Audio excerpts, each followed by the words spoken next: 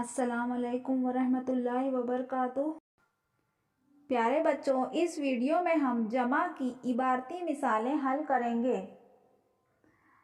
सवाल, एक कपड़े की मिल में पिछले साल 1,71,235 मीटर कपड़ा तैयार हुआ।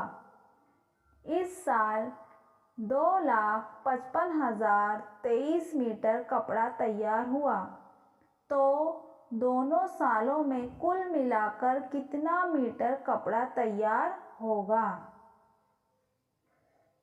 इस सवाल में दिया हुआ है 2 सालों में तैयार हुआ कपड़ा। मालूम करना है 2 सालों में तैयार हुआ कुल कपड़ा। अमल जमा का करेंगे। सबसे पहले जदौल में खड़ी तरतीब में कीमतें लिखेंगे।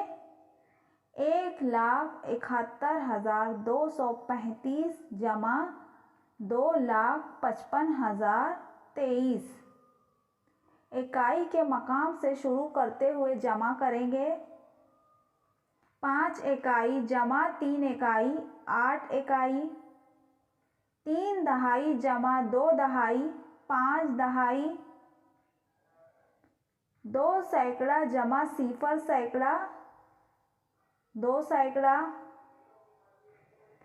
1,000 जमा 5,000 6,000। 7 10,000 जमा 5 10,000 12 10,000। 12 10,000 में 2 बाकी रहा, 1 लाख हासिल। 1 लाख जमा 2 लाख 3 लाख। 3 लाख जमा हासिल का 1 लाख 4 लाख।